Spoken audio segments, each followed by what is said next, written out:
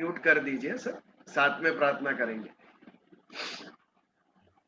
मुखं करोति वाचालं पंगुं लंघयते गिरिं यत्कृपातमहं वन्दे परमानन्दमाधवम्।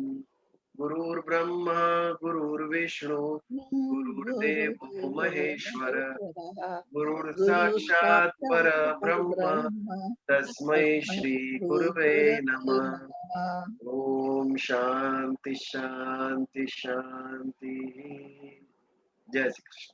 जय श्री कृष्ण। या ममता जी।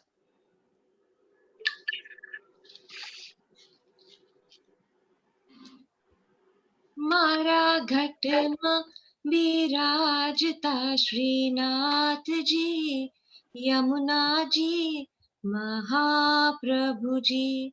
मारा घटमा विराजता श्रीनाथ जी, यमुना जी महाप्रभु जी। मारू मनड़ू छे गोकुल वन रावण, मारू मनड़ू छे गोकुल वन रावण।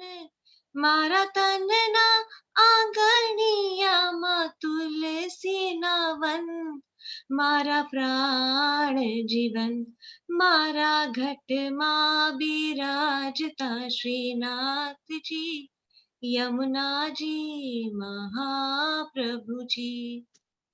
मारी आतमना आंगणे श्री महाप्रभु जी, मारी आतमना आंगणे श्री महाप्रभु जी।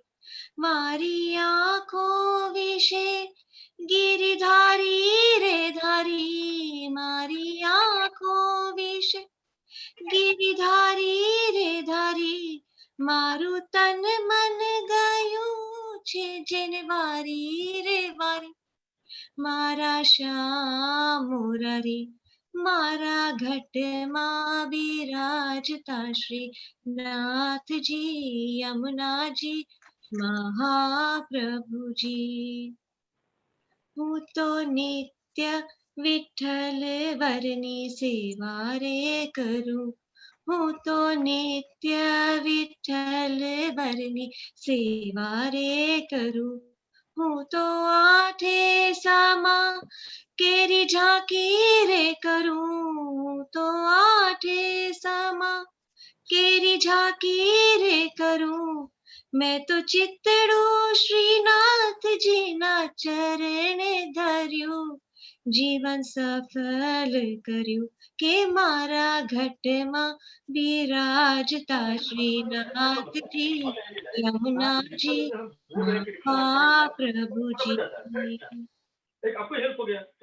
आवो जीवन માં લાવો ફરી કદી ના મળે, આવો લાવો જીવનમાં કદી ફરી ના મળે। વારે વારે માનવ દેહ કદી ના મળે, વારે વારે માનવ દેહ કદી ના મળે। ફેરો લખ રે 84 નો મારો રે ફળે, મને મોહન મળે કે મારા ઘટમાં બિરાજતા શ્રીનાથજી, યમુનાજી महाप्रभुजी। मारी अंत समय केरी सुनो रे अर्जी, मारी अंत समय केरी सुनो रे अर्जी।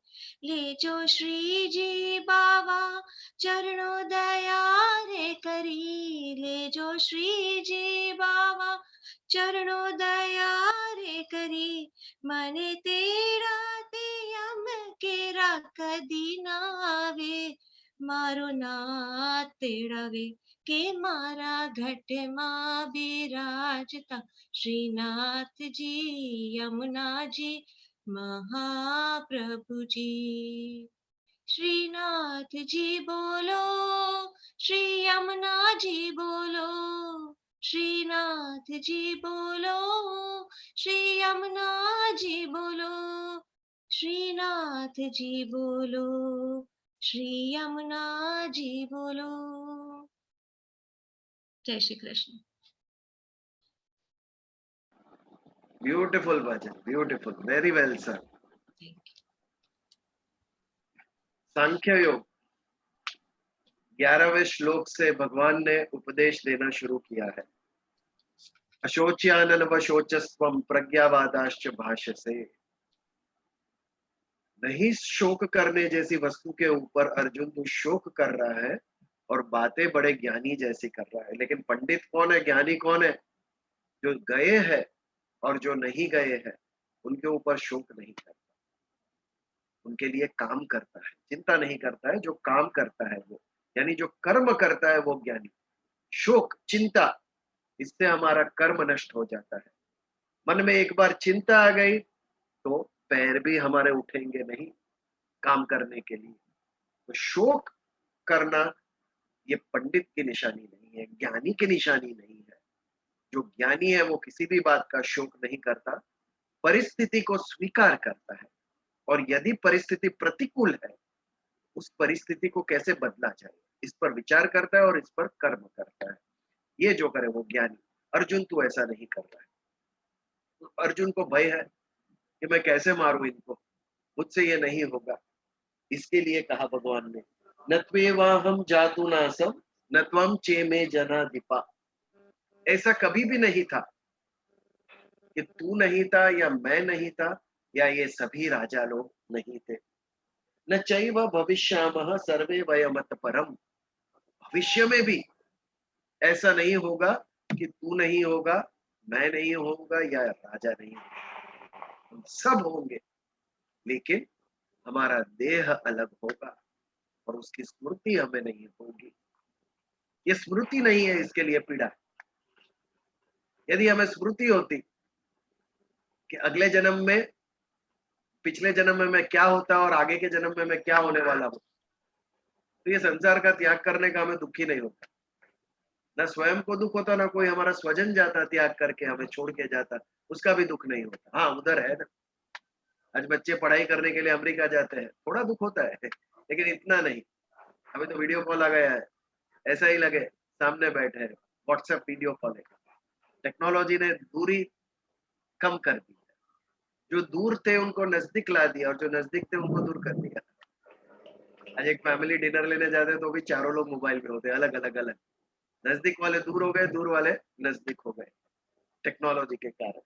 तो ऐसा बिल्कुल नहीं था कि ना हम लोग थे ना ये लोग थे और भविष्य में भी ये रहेंगे।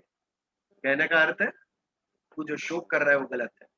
तू जो शोक कर रहा है वो शरीर का शोक कर रहा है, लेकिन हम शरीर नहीं, हम आत्मा है। ये कब समझेगा तू? जो अनादि अनंत है, जो मारने से कभी भी नहीं मरता। यहाँ से आगे बढ़ते हैं। 12वें श्लोक तक हमने किया। बहुत ही सुंदर श्लोक है 13वां श्लोक। इसके ऊपर विशेष ध्यान दें, अकेले में भी इसका पठन करें। मैंने भगवत गीता में से कुछ 21 श्लोक कलेक्ट किए हैं और उसके ऊपर समय नहीं मिल रहा है। 7 से 8 श्लोक के ऊपर कमेंट्री भी लिखी है मैंने। जब 21 पे हो जाएगी तो वो बुक प्रिंट करवाएंगे। उसका नाम दिया है ब्रह्म निर्वाण। It is related to life, birth and rebirth, जीवन, मृत्यु और पुनर्जन्म। इसके विषय में भगवत गीता में जितने भी श्लोक हैं, खास करके दूसरे अध्याय में और 15वें अध्याय में, पुरुषोत्तम योग और सांख्य योग, ये दोनों में मैक्सिमम श्लोक समय प्राप्त हो गए जो हमें जीवन, मृत्यु और पुनर्जन्म के विषय में समझ देते हैं। उन 21 श्लोकों में 700 750 श्लोक में से 21 श्लोक कितने इंपॉर्टेंट हो गए। उसमें से एक श्लोक ये है 13वां, बहुत सुंदर श्लोक है। देहिनो अस्मिन्नथा देहे कौमारम यौवनम जरा तथा देहांतर प्राप्तिर धीरस्तत्र न मुह्यति। देहिनो अस्मिन यथा देहे, ये जो शरीरधारी है, ये जो देहधारी है, वो इस देह में 3 अवस्था देखता है। शरीरधारी कौन, देहधारी कौन? अंतरात्मा। आत्मा ने देह धारण किया, शरीर के अंदर आत्मा आती नहीं है, आत्मा शरीर धारण करता है। इसीलिए देह आत्मा के ऊपर डिपेंडेंट होता है, पिता पुत्र के ऊपर नहीं, पुत्र पिता के ऊपर डिपेंडेंट होता है। वैसे आत्मा के ऊपर शरीर डिपेंडेंट है, निर्भर है। आत्मा है तो शरीर है, आत्मा ने त्याग किया शरीर का तो शरीर को कोई बचा नहीं सकता है। तो ये जो देहधारी यानी आत्मा है जिसने देह धारण किया है, इस देह में 3 अवस्था है, कौमारम, यौवनम, जरा। कुमार अवस्था यानी बालपन, यौवनम युवान अवस्था, और जरा, जरा यानी वृद्धत्व। अजरा अमर, किसी भी चीज, कोई व्यक्ति के बारे में, कोई गाने के बारे, संगीत के बारे में हम कहते हैं अजरा अमर। अमर तो समझे, व्हाट इज अजरा? जिसको वृद्धत्व नहीं आता है, एवरग्रीन, हमेशा जो यंग रहता है, वो अजरा, जिसको वृद्धत्व नहीं आता है। तो 3 अवस्था है, यौवनम, कौमारम, जरा। लेकिन इसके पहले, ये तो हम सभी को पता है कि शरीर, एक व्यक्ति जब जन्म लेता है तो पहले बालपन आता है, फिर युवानी आती है और फिर वृद्ध अवस्था आती है। ये जो परिवर्तन आता है वो किस में आता है? उसके स्थूल देह में आता है। स्थूल देह जो हमें दिखता है और जिसे हम मैं समझ बैठे हैं, मैं कौन हूं, मैं जो दिखता हूं वो मैं हूं, ये हमारा स्थूल देह। लेकिन खाली स्थूल देह नहीं है, हमारे 3 देह की समझ हमें लेनी पड़ेगी, तब ये श्लोक हम समझेंगे। एक स्थूल देह यानी मेरा शरीर, the physical body that I can see, जो हम देखते हैं वो। दूसरा देह है सूक्ष्म देह। सूक्ष्म कौन सा है? जो हम देख नहीं सकते हैं। सूक्ष्म देह में क्या आता है? मन, बुद्धि, चित्त और अहंकार। सबके अंदर अहंकार है, सबको मन दिया है, सब इच्छाएं करते हैं।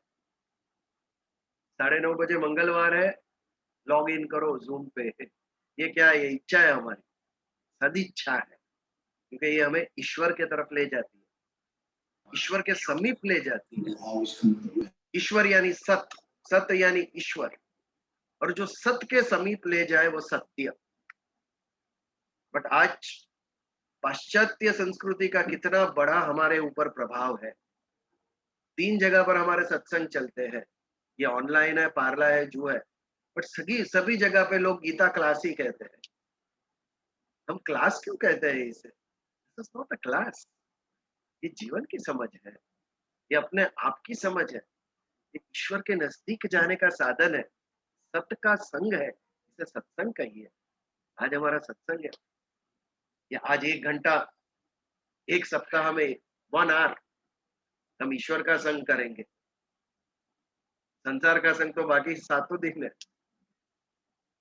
1 hour we have given to God, सब कुछ भूलकर, ऑल सुख दुख भूलकर, मेरी अचीवमेंट, मेरे फेलियर, सब कुछ भूलकर 1 our we'll try to be in God's lap। हम जैसे थे वैसे, कोई भी अचीवमेंट का भार नहीं। मैं डॉक्टर हूं, मैं इंजीनियर हूं, मैं बिजनेसमैन हूं, नथिंग, मेरी ये डिग्री है, ये नहीं है, कुछ भी नहीं। Just what I am, I will try to be to God, near God, एक 1 आवर के लिए। सत का संग है, इसे हम सत्संग कहने का प्रयास करें, ना कि गीता क्लास। सत्संग है ये। तो सूक्ष्म देह, मन, बुद्धि, चित्त, अहंकार। मन इच्छा करता है, बुद्धि निर्णय लेती है, राइट एंड रॉन्ग, इसका डिसीजन। संकल्प विकल्प ये कहते हैं। संकल्प यानी डिसीजन लेना, विकल्प यानी ऑप्शन, बुद्धि डिसाइड करती है what we have to do. और अहंकार, अवेयरनेस दैट मैं हूं, ये मेरा होना, ये जो अवेयरनेस है मेरे अंदर, एक जागरूकता है, मैं हूं, मेरा अपमान किया, यहां मुझे सम्मान प्राप्त हुआ, ये जो समझ है, ये मेरा अहंकार। जो चैलेंजेस उठाती है, करके दिखाएंगे, नहीं कैसे होगा, आई विल डू इट। ये जो चैलेंज है हमारे अंदर, ये अहंकार है, मैंपन है मेरा। ये तीनों सूक्ष्म देह। आज शरीर को कितना भी पोस्टमार्टम करो, काटो, कहीं भी अहंकार नहीं दिखेगा आपको। हार्ट दिखेगा, लंग्स दिखेगा, लीवर दिखेगा, सब कुछ दिखेगा, अहंकार नहीं दिखेगा। न्यूरो सर्जरी करके ब्रेन ओपन करो, ब्रेन दिखेगा लेकिन इंटेलेक्ट नहीं दिखेगी इसमें, माइंड नहीं दिखेगा। माइंड का है जो डिजायर करता है, इंटेलेक्ट का है जो डिसीजन लेती है। दिखती नहीं है, सूक्ष्म, इलेक्ट्रिसिटी की तरह। इलेक्ट्रिक करंट दिखता नहीं है, लेकिन उसका फंक्शन दिखता है, उसका कार्य दिखता है। पंखा चल रहा है यानी पावर मिल रहा है, वैसा है। तो ये सूक्ष्म देह। तो स्थूल देह कौन सा मेरा? स्थूल देह ये जो मेरा शरीर है, 5 ज्ञानेंद्रिय, 5 कर्मेंद्रिय और मन के साथ चित्त आ जाता है और बुद्धि के साथ अहंकार। अहंकार को हम बुद्धि के अंदर ही ले लेते हैं। जिसकी जितनी विकसित बुद्धि उतनी उसका उतना अहंकार विकसित है। आज प्राणी को आप डंडा मारो तो भी कल आ जाएगा खाना खाने के लिए। पक्षी को उड़ा दो खिड़की में से तो भी कल दाना लेने आ जाएगा आपके यहाँ। उसको बुद्धि नहीं है मैं कौन हूं, ये समझ ही नहीं है। ये समझ नहीं है, इसके लिए अहंकार उसका एकदम छोटा है, पता ही नहीं चलता है ये मेरा अपमान। बट जैसे बुद्धि विकसित हुई वैसे ही अहंकार विकसित हुआ। तो बुद्धि के साथ ही अहंकार जुड़ा हुआ है और मन के साथ चित्त जुड़ा हुआ है।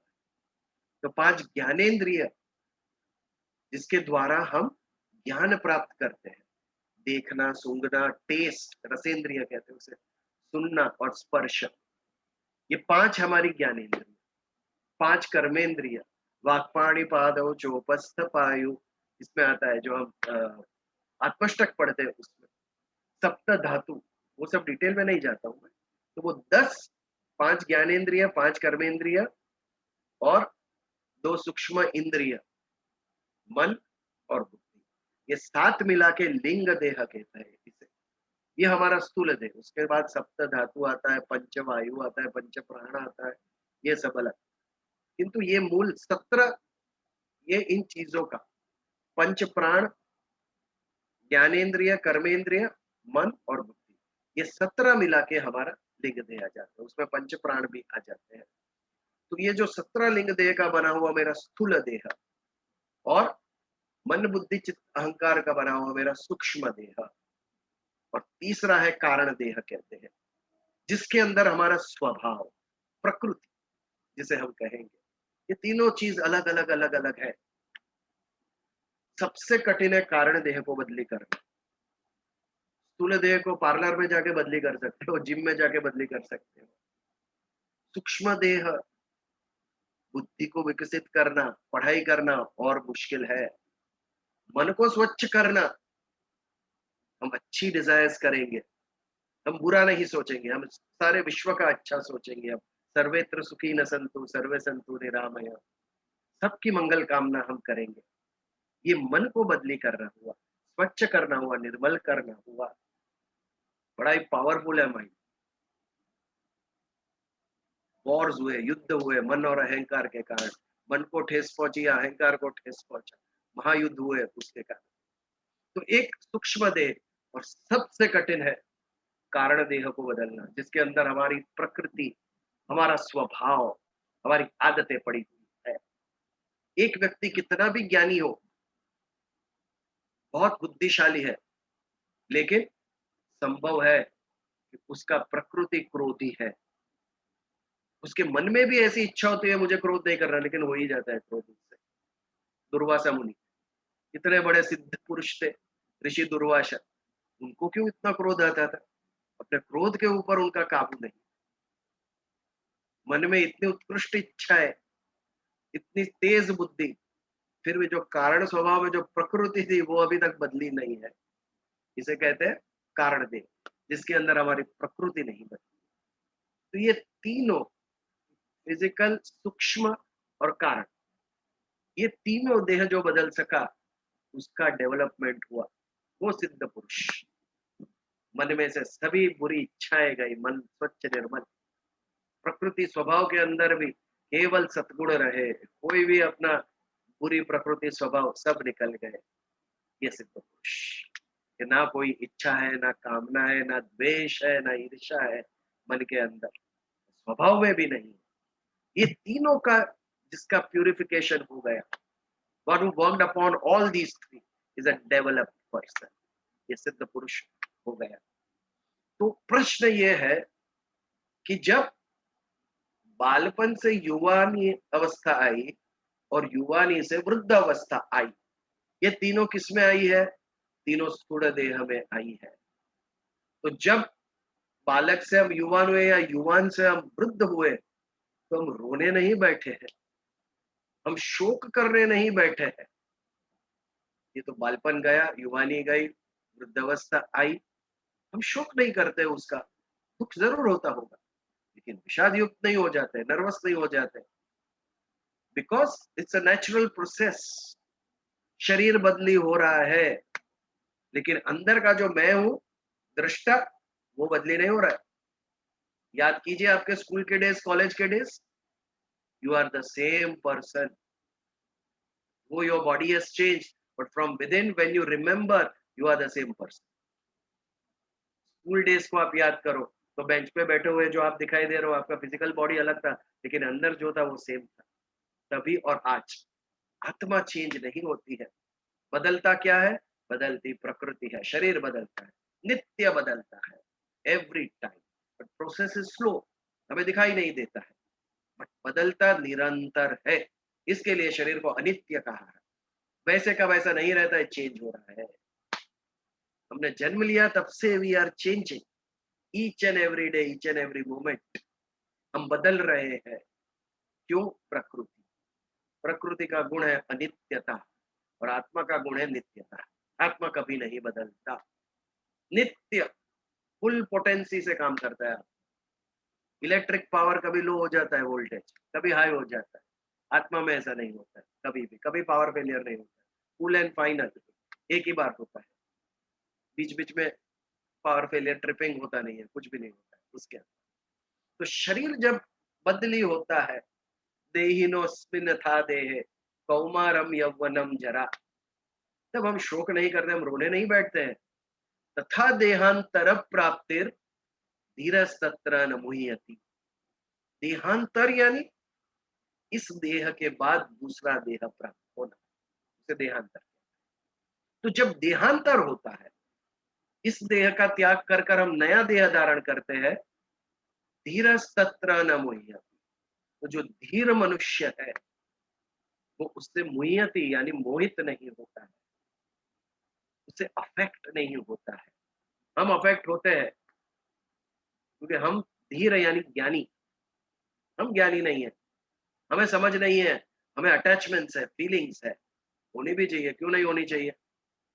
अगर फीलिंग्स, अटैचमेंट्स ये गलत होता तो दिया ही क्यों मन भगवान ने? जिस जो मन प्रेम करता है, जिसे प्रेम की आवश्यकता है और प्रेम करने की इच्छा है, ये मन मिला ही क्यों प्रकृति से हमें? आत्मा को भी अपने कल्याण के लिए शरीर धारण करना है। क्वेश्चन इज, मन को मारना या मन को विकसित करना?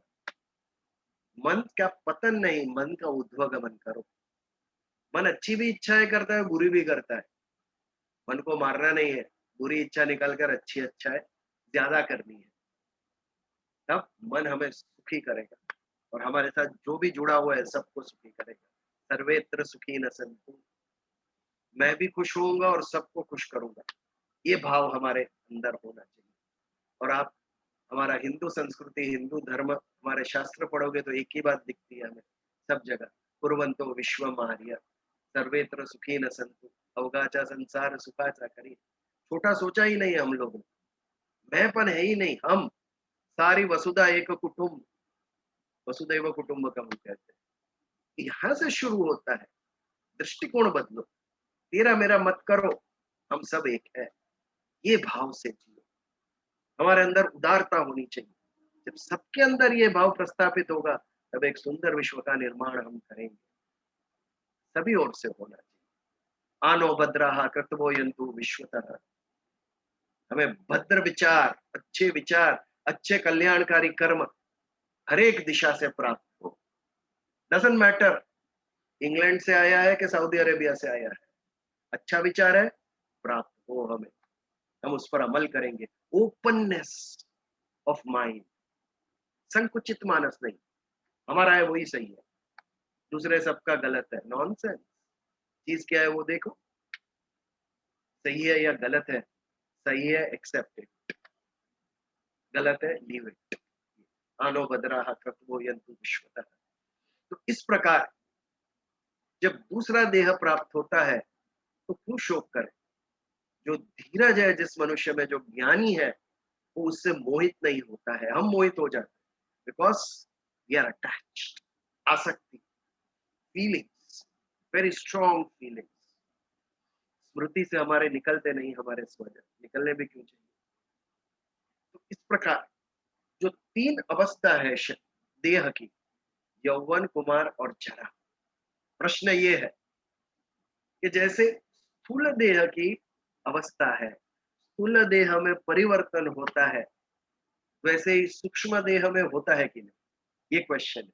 इफ आई आस्क, सूक्ष्म देह और कारण देह में परिवर्तन होता है कि नहीं, होता है कि नहीं, आई एम आस्किंग यू।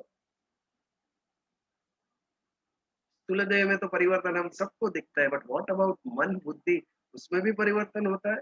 कारण देह में होता है। Ishita is saying yes, yes होता है, ऐसा है।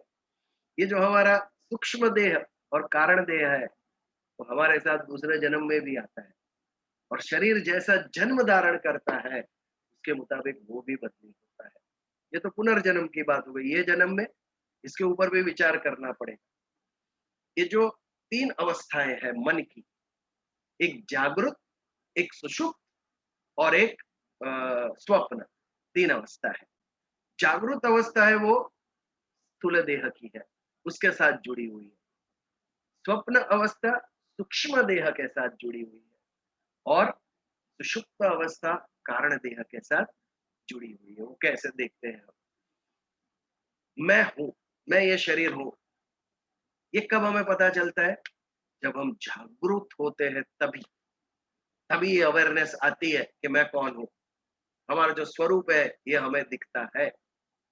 सोचो आप 11 बजे सो गए और 2 बजे आपको एक स्वप्न आया, बट 11 के 2 से बीच में you don't know who you are. हमें पता ही नहीं है कि हम कौन है, किसी को पता नहीं है। ये जो गाढ़ निंद्रा है, जो सुषुप्त अवस्था है, सुषुप्त अवस्था में हमें इस देह का भान नहीं है। मैं कौन हूँ, कया कहाँ सोया हूँ, किसके साथ क्या रिलेशन है, कुछ भी पता नहीं है।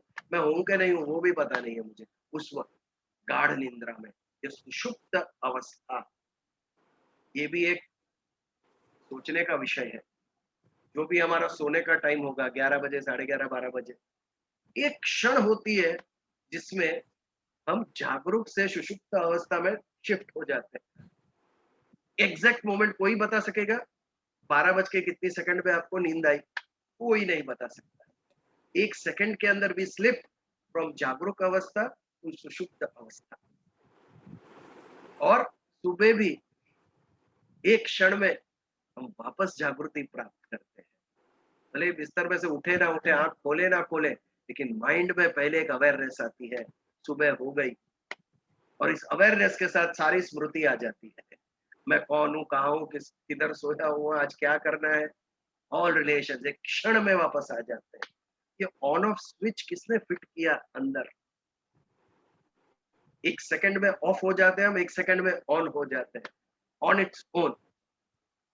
बैटरी चार्ज पूरी, चार्जर तो आ जाए मोबाइल के, बट ये कितना पुराना चार्जर है हमारा। रात को थके हारे एकदम थक गए, ना आंख खुली रहती है, ना कुछ सुनाई देता है, शरीर में शक्ति नहीं, और सो गए और सुबह फ्रेश उठते हैं, तो फुल बैटरी इज चार्ज। ये जो नींद है वो सबसे बड़ा चार्जर है विश्व का। बॉडी फिर स्फूर्ति से दूसरे दिन काम करना शुरुआत करती है। वैसे ही शाम को वापस बैटरी डाउन, रात होते होते बॉडी में चेंजेस आते रहते हैं इस प्रकार। तो ये जो गाढ़ निंद्रा, सुषुप्त अवस्था, मुझे पता नहीं है मैं कौन हूँ, बट जागरूक अवस्था में आई नो ये मेरी बॉडी है, दिस इज मी। ये जागरूक अवस्था में हमें पता है। और ये दोनों के बीच में है स्वप्न अवस्था। इसके ऊपर सिगमंड फ्रॉइड ने बहुत रिसर्च किया है, और ड्रीम्स के ऊपर उन्होंने बहुत सारा संशोधन किया है। But he was not the first one. हमारे यहाँ सब कुछ हो जाएगा एसेंस हो, मनुष्य के आंतरिक बाबत है, उस हर एक पर हमारे यहाँ विचार हो चुका है। तो ये जो स्वप्न अवस्था है वो भी बहुत सुंदर है। जब स्वप्न आता है तो ना हम आंख से देख रहे हैं, ना हम कान से सुन रहे हैं, ना शरीर चल रहा है, फिर भी मन के अंदर एक पूरा विश्व निर्माण हो जाता है, सारा का सारा विश्व। और ब्यूटी देखो, स्वप्न अवस्था में वी आर अवेयर हुआ या हम स्वप्न देखते हैं तभी। अब समझिए, आप जो उम्र के हैं वो ही उम्र के हैं स्वप्न के अंदर। ये उम्र में आपको ऐसा स्वप्न नहीं आएगा जब आप बालक अवस्था में थे। We are the same age in the स्वप्न। जब बाल्य अवस्था में थे स्वप्न आता तो हम बालक थे। आज प्रौढ़ अवस्था में जब स्वप्न आता है तो हम प्रौढ़ होते हैं। दिस प्रूव्स दिस प्रूव्स कि हमारा सूक्ष्म देह भी बदली होता है। स्वप्न के अंदर अवेयरनेस है, आई एम देयर। आंख नहीं है, कान नहीं कर रहे, फिर भी आई एम फीलिंग। डर महसूस करते हैं, हंसी महसूस करते हैं, घबरा के व्यक्ति उठ जाता है। कहां से फील किया? अंतकरण। करण यानी इंद्रिय। जैसे फिजिकल वर्ल्ड को हम 5 ज्ञानेंद्रिय के द्वारा महसूस करते हैं, वैसे ही अंतकरण के द्वारा भी हम महसूस करते हैं। फील, फियर होता है, डर के व्यक्ति उठ जाता है स्वप्न के अंदर। तो ये जो अनुभूति है वो मन के द्वारा होती है, बुद्धि के द्वारा होती है। इसके लिए उसे एक बाह्य करण, करण यानी इंद्रिय, उप यानी नजदीक है। इंद्रिय के जो नजदीक है, करण के जो नजदीक है वो उपकरण। चश्मा उपकरण, हियरिंग एड उपकरण। करण के नजदीक है वो उपकरण। राष्ट्रपति के जो सबसे नजदीक है वो उपराष्ट्रपति। ऐसा उप यानी नजदीक। उपनिषद, व्हाट इज उपनिषद? आध्यात्मिक ज्ञान पास में बिठा के देना, प्यार से देना, ये उपनिषद, इसे हम उपनिषद कहेंगे। तो इस प्रकार स्वप्न अवस्था में भी परिवर्तन होता है। हम जब बालक होते हैं तो स्वप्न में हम बालक ही होते हैं, प्राउड हो गए तो स्वप्न में प्राउड ही हम हैं। What does this prove? This proves कि हमारा सूक्ष्म देह भी रूपांतरित होता है।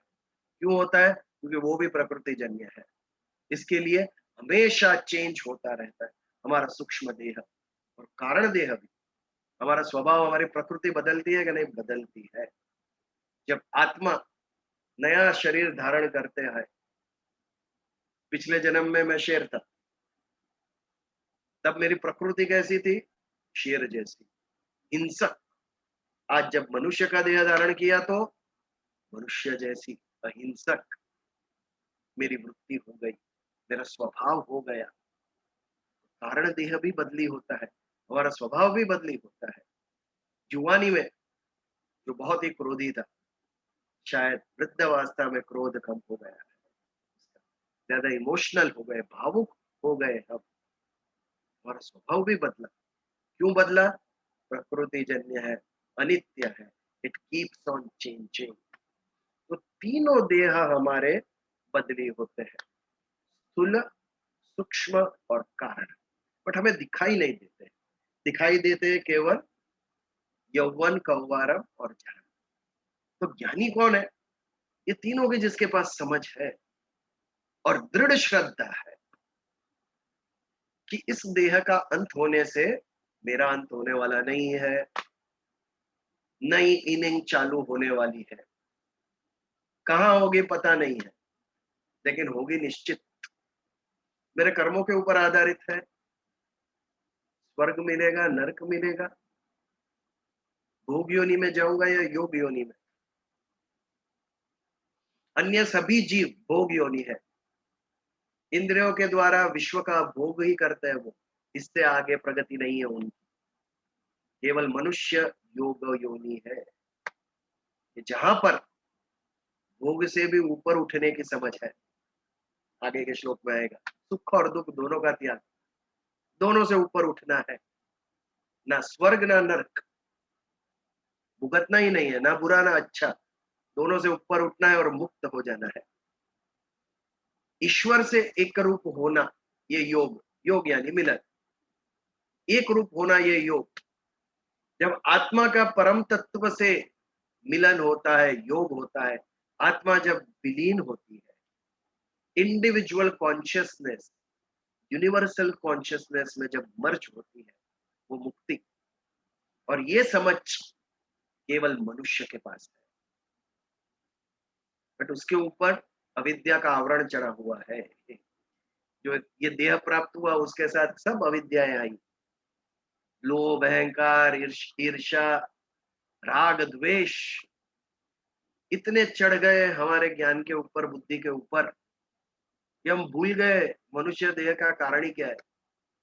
वेदों ने कहा परम पुरुषार्थ है मोक्ष प्राप्त करना, इसकी समझ ही नहीं है।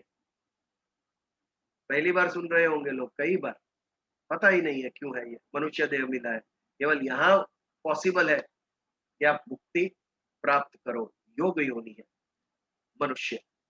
तो क्या प्राप्त होगा पता नहीं, पर जो भी प्राप्त होगा उसके मुताबिक मेरी आदतें भी बदलेगी, मेरा सूक्ष्म देह बदलेगा, मेरा स्थूल देह भी बदलेगा।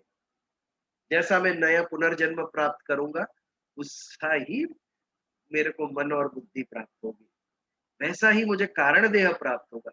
यदि सांप बना तो सांप जैसी वृत्ति मेरे अंदर आएगी। तथा देहांतर प्राप्ति धीरस्तत्र न मुह्यति।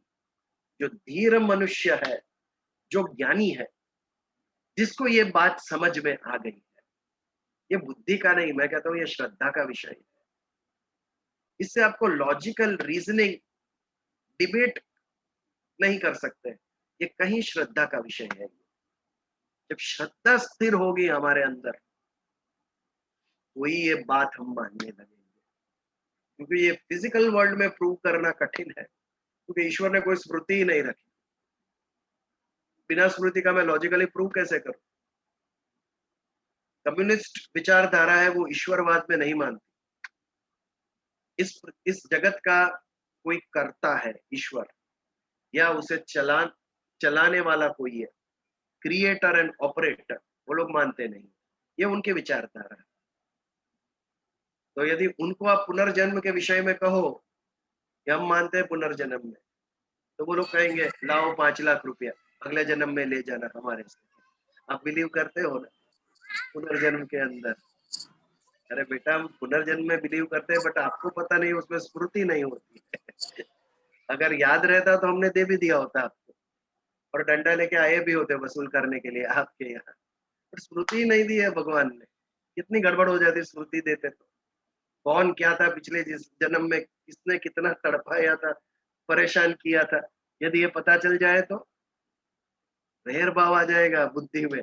कब बदला लो तभी शांत होगा, और हमारे जीवन का ध्येय कहीं दूर निकल जाता।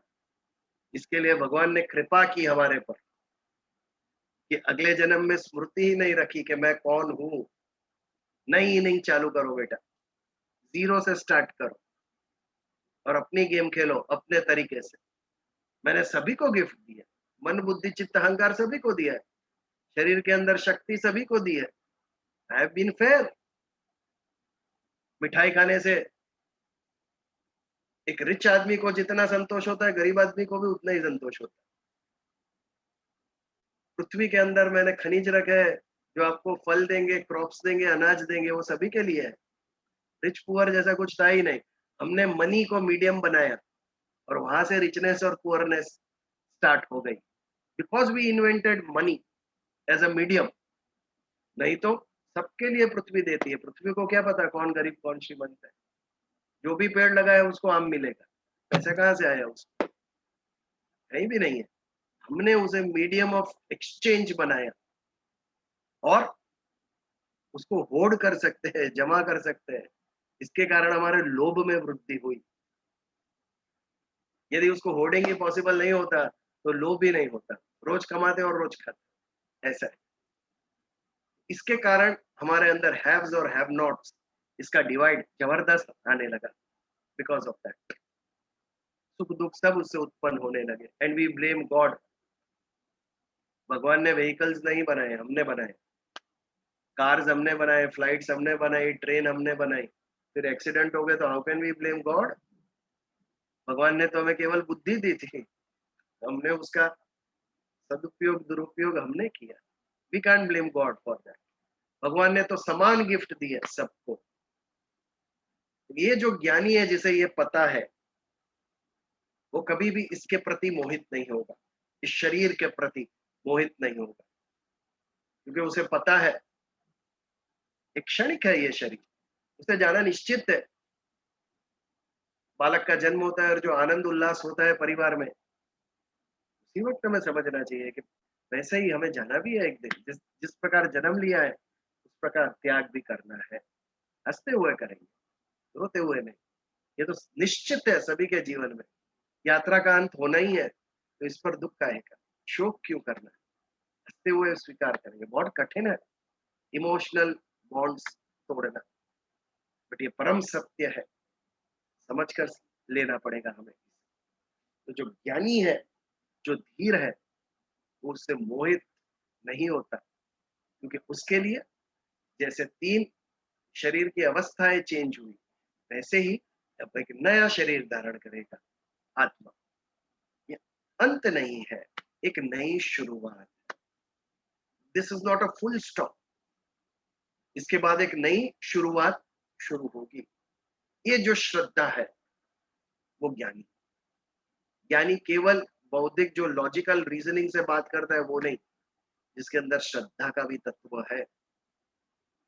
राइट जगह पर, राइट मोमेंट पर हमारी बुद्धि को शांत कर देना, ये भी ज्ञानी की निशानी। ये तो बुद्धि डाउट करती रहेगी, संशय करती रहेगी हमेशा, है कि नहीं, मुझे दिखता नहीं है तो भगवान है कि नहीं। तेरी आंखों का लिमिटेशन है, तेरी बुद्धि का लिमिटेशन है। You can not think beyond certain things. बुद्धि को विराम देना, ये भी श्रद्धा की निशानी है। हम बुद्धि को सर्वोपरि मानते हैं, ऐसा नहीं है। अन्य फैकल्टी भी है हमारी, अहंकार भी है, मन भी है। सभी का जो बैलेंस कर सका वो सुखी होगा। जरूरत से ज्यादा हम बुद्धि को महत्व देने लगे, उसमें हमारी श्रद्धा नष्ट हो गई। We have crushed the faith. Faith सही है या गलत है पता नहीं, बट उससे आनंद जरूर देता है। किसी भी चीज पे श्रद्धा रखी हमने, विश्वास रखा, हैप्पीनेस आनी निश्चित है। और बुद्धि ने वो हैप्पीनेस ही छीन ली, डाउट करना सिखाया। श्रद्धा से जो शांति मिलती है, जो सुकून मिलता है, जो संतुष्टि मिलती है, श्रद्धा छीन ली हमारे से। बुद्धि ने संचय करना सिखाया हमें। तो एक स्थान के बाद श्रद्धा करनी, ये भी आवश्यक है टू बी हैप्पी। क्वेश्चन है ना, what is more important, to be right और to be happy? What is more important? अगर हैप्पीनेस ज्यादा इंपॉर्टेंट है तो यू आर राइट और रॉन्ग इज इमटेरियल। छोड़ दो विवाद। व्यक्ति ज्यादा इंपॉर्टेंट है, विवाद नहीं। व्यक्ति को बचाना है, मित्रता बचानी है, तो विवाद मत करो। लीव इट, एंजॉय, जीवन का आनंद लो। जीवन खुश होने के लिए हमें खुश होना है, और हमारे साथ जितने जुड़े हुए हैं सभी को खुश करना है। तो जो ज्ञानी है वो श्रद्धा से काम करता है, केवल बुद्धि ने। जिसमें श्रद्धा का तत्व भी होता है वो ज्ञानी है। और धीरज कब आती है हमें, हम इम्पेशेंट कब हो जाते हैं? जब हमें ज्ञान नहीं होता है तब इम्पेशेंट हो जाते हैं। एक दिन मार्केट क्रैश हुआ तो जिसको नॉलेज नहीं है स्टॉक एक्सचेंज ही बेच डालेगा, नुकसान जा रहा है। और जिसको नॉलेज है, वो जो ज्ञानी है, वो जो बरसों से कर रहा है, अनुभव है, वो आज डाउन गया है, 4 दिन के बाद ऊपर भी जाएगा, अभी बेचने की जरूरत नहीं। इम्पेशेंट कौन होता है? जो अज्ञानी होता है वो इम्पेशेंट। बॉम्बे में जो बरसों से रहता है उसे पता है कि अगस्त सितंबर में जो बारिश आएगी वो ज्यादा नहीं चलेगी। किसी शेड के नीचे खड़े हो गए तो 15 मिनट में रुक जाएगी बारिश।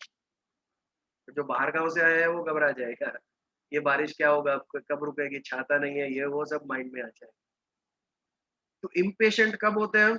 जब अज्ञानी होते हैं तब। नॉलेज आता है तो हमारी पेशेंस अपने आप बढ़ती है। आज बुखार आने से कोई डरता नहीं है। एक काल था, 100 साल पहले का काल लो, बुखार आया तो लोग डरते थे, बिकॉज उस टाइम मलेरिया टाइफाइड इसकी दवा नहीं थी। फीवर आया तो it was very dangerous thing, बच्चे मर जाते थे उसमें। आज कोई डरता नहीं है फीवर आया तो, क्योंकि वी हैव मेडिसिन। हमें ज्ञान है ये कौन सा फीवर है, खाली फीवर नहीं, किसके कारण हुआ है, नॉलेज है। तो हमारे अंदर अपने आप पेशेंस आ जाती है। हमें पता है ये दवाई ली तो 3 दिन में ये उतरना ही है। हम धीरज से पेश आते हैं, क्योंकि हमारे अंदर ज्ञान है। We know, when we know we become patient. जब पता नहीं होता है तो इम्पेशेंट बन जाते हैं। आप ऑब्जर्व करना, जब भी लगे हम इम्पेशेंट हो रहे हैं, तब we are not clear in our mind. जब क्लैरिटी नहीं होती है तभी हमारी धीरज टूट जाती है, और धीरज जाती है तो हम गलत डिसीजन करते हैं। नहीं बोलने का बोल देते हैं, नहीं करने का कर देते हैं, नहीं सोचने का सोचते हैं, because there is no clarity. Mind में जब क्लैरिटी आती है, दृष्टिकोण, way of looking at things, इस चीज को कैसे देखें, हम इस तरीके से नहीं इस तरीके से देखें,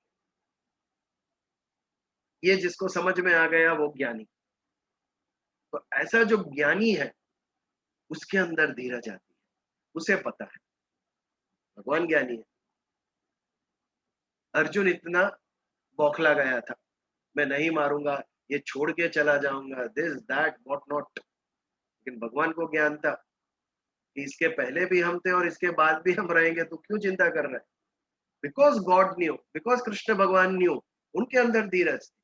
और अर्जुन नहीं जानता था तो वो इम्पेशेंट हो गया था, मुझसे नहीं होगा ये, I can not do this. तो जिसको ज्ञान आ गया उसमें धीरज आती, इसके लिए यहाँ कहा गया तथा देहांतर प्राप्तिर धीर सत्र नमुयति। जिसको पता है कि जैसे बालपन, युवानी और वृद्धावस्था बदलाव है, वैसे ही देहांतर, ये इस देह का त्याग करके नया देह धारण करेगा आत्मा। ये ज्ञान जिसके अंदर है, अपने आप उसके अंदर धीरज आ जाएगी, अपने आप उसके अंदर पेशेंस आ जाएगी, और इस विश्व का त्याग वो बड़ी सरलता से कर सकेंगे, क्योंकि नई एक इनिंग स्टार्ट करनी है। वहां पर वो उनके अंदर श्रद्धा है, पता है उनको, वो ज्ञानी है। तो जब ज्ञान आ गया तो मोह का निरासन होता है। मोह कैसे आता है, मूढ़ता से मोह आता है, अज्ञान से मोह आता है। किसी भी चीज से मोहित होना, अटैच हो जाना, वो अज्ञान की निशानी है। जो ज्ञानी है वो स्वयं के शरीर से भी अटैच नहीं है। वस्तु या परिस्थिति या क्रिया से कैसे अटैच होगा, हम अटैच हो जाते हैं। एक ऑब्जेक्टिव हैप्पीनेस, एक सब्जेक्टिव हैप्पीनेस। मिठाई बहुत पसंद है तो मन उसमें ही है, कब रसमलाई खाने को मिले, objective happiness. Subjective happiness, singing, गाने में कोई पदार्थ नहीं है, कोई ऑब्जेक्ट नहीं है, अकेले बैठ के गाओ, वो क्रिया से आ सकती है। स्वस्मी रमयते इति स्वर, अपने स्वयं के अंदर जब आदमी खो जाता है उसे स्वर कहते हैं। सुर, सुर कहो या स्वर कहो। जब अच्छे स्वर लग गए उसको किसी की जरूरत नहीं है आजू बाजू, वो अकेला अपने आप में मग्न हो जाता है। ये जो क्रिया है, एक्शन, सिंगिंग, उससे भी अटैचमेंट हो जाता है, उससे भी व्यक्ति मोहित हो जाता है। तो वस्तु, व्यक्ति या क्रिया, तीनों से मोहित हो सकते हैं, तीनों से हम अटैच हो सकते हैं। और ज्ञानी है वो सबसे ऊपर है। ये तीनों साधन है। परम ध्येय क्या है, परम तत्व में लीन होना। ये किसी से वो मोहित नहीं होता है, अटैच नहीं होता है। वस्तु आएगी जाएगी, व्यक्ति आएंगे जाएंगे, क्रियाएं निरंतर, कोई भी नहीं चलता। 24 घंटा कोई नहीं गाता है, ब्रेक लेना ही पड़ता है। कोई भी कर्म है, कोई भी कृति है, कोई भी क्रिया है, उसका शुरुआत होगा और उसका अंत होगा। दूसरा नियम, जो भी कर्म हम करेंगे उसका फल अवश्य प्राप्त होगा, या अच्छा या बुरा, लेकिन प्राप्त होगा।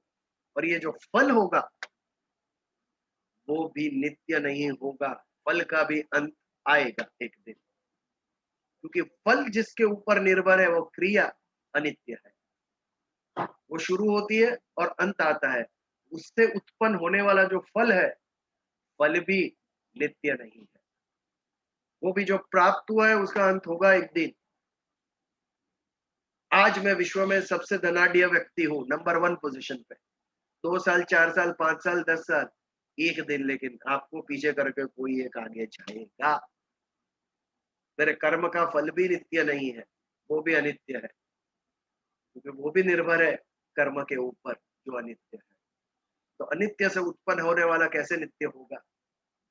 इसके लिए निजानंद आत्मन्येव आत्मना तुष्ट स्थित प्रज्ञस्य उच्यते। स्थित प्रज्ञ कौन होगा? जो आत्मा के द्वारा आत्मा में स्थित है और आत्मा से आनंद प्राप्त करता है, ना कोई वैश्विक बाह्य तत्व के ऊपर निर्भर है। आत्मन्येव आत्मना तुष्ट, जिसकी संतुष्टि आत्मा से ही प्राप्त होती। सत्यचित आनंद, आत्मा के 3 गुण। आत्मा का स्वभाव ही है आनंद देना, तो आत्मा में जो स्थित हो गया अपने आप एक दिव्य आनंद उसे प्राप्त होगा। फिर ये वैश्विक आनंद, सांसारिक आनंद, उसके लिए कोई मायने नहीं रखेगा। तो इस श्लोक के ऊपर जरा और गौर करके सोचना पड़ेगा। देहिनोऽस्मिन् यथा देहे यौवनम कौमारम यौवनम जरा तथा देहांतर प्राप्तिर धीरस्तत्र न मुह्यति। जिस प्रकार इस शारीरिक देह में बचपन, यौवन और वृद्धावस्था आती है, वैसे ही वृद्धावस्था के बाद इस शरीर का त्याग कर कर एक नया देह धारण करेगी आत्मा।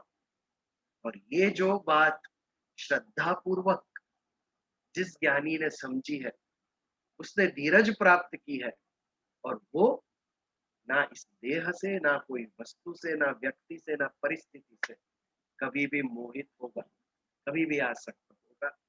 अर्जुन आसक्त हो चुका है व्यक्तियों से, परिस्थिति से, स्वजनों से। इसके लिए भगवान कह रहे हैं तुम ज्ञानी बन, और ये व्यक्तियों से तेरा जो मोह है उसका त्याग कर। ये सभी व्यक्ति नया देह धारण करेंगे जिसका तुझे ज्ञान नहीं। अब मैं तुझे ये ज्ञान दे रहा हूँ, ज्ञान देने के बाद तेरे अंदर धीरज उत्पन्न होनी चाहिए और तेरे यह मोह का निरासन होना चाहिए। बहुत सुंदर श्लोक, 13वां श्लोक। इसके ऊपर पठन करना, विचार करना घर पे जाके। एक सप्ताह है, अगले मंगलवार को हम मिले तब तक। तो यहाँ पर आज समय हो गया है हमारा। इस श्लोक के साथ हम आज के सत्संग का, गीता क्लास नहीं, सत्संग का समापन हम यहीं कर रहे हैं। इसके बाद यही कुछ प्रश्न हो तो हम ले सकते हैं। प्रार्थना करें।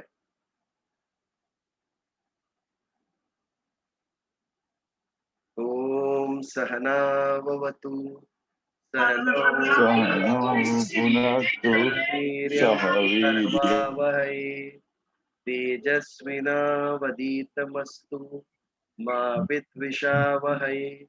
ओम शांति शांति शांति।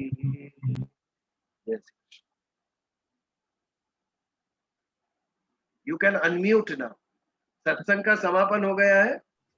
यदि किसी को जाना है जा सकते हैं।